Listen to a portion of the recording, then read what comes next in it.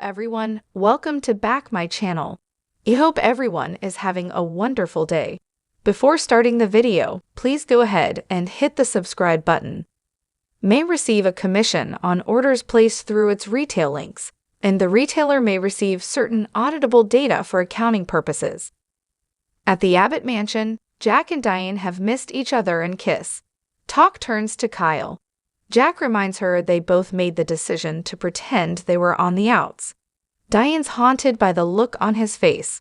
She worries their plan was a massive failure and he'll never forgive them.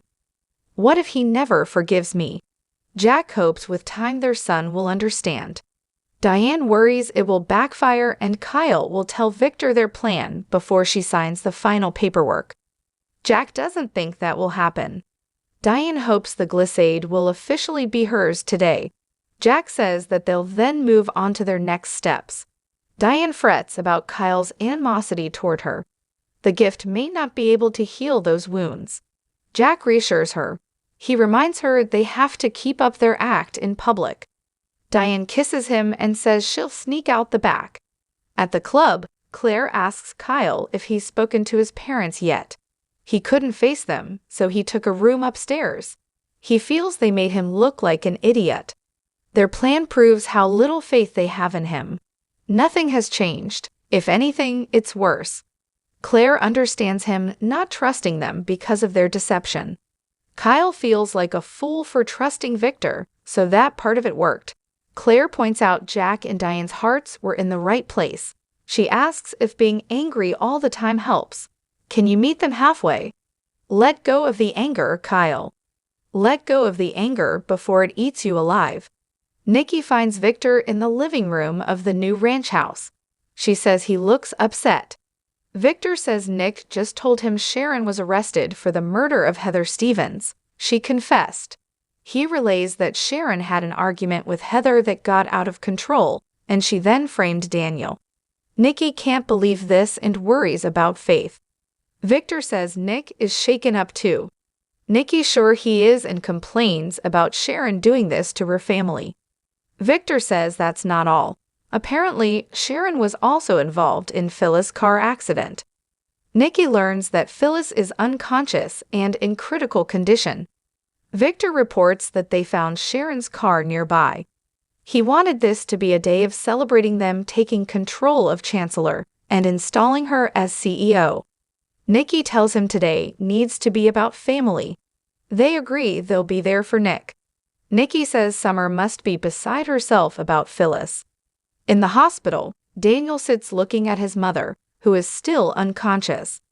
Alita comes in and says these things can take time. Chance appears and Daniel tells him Summer went home. Alita excuses herself and exits. Chance tells Daniel he's sorry. He's been looking for him and Christine. Is she here yet? Daniel replies, no, why would she be? Realization dawns, and he asks if something happened when he went to Sharon's place last night.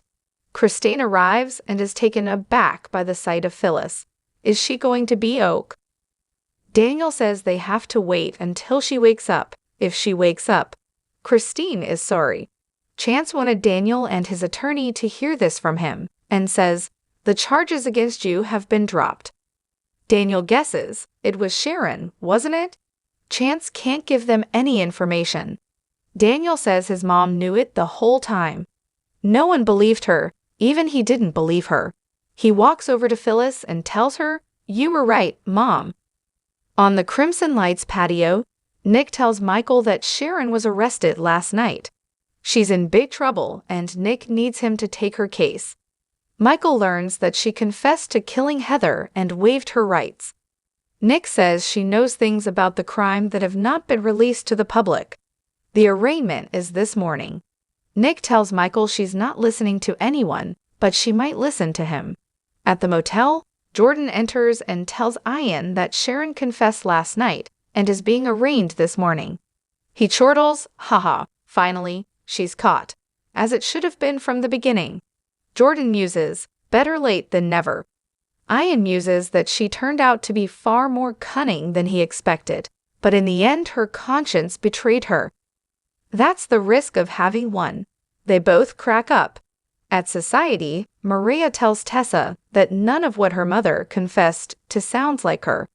The doctors have changed her meds, so she must be having some sort of mental breakdown.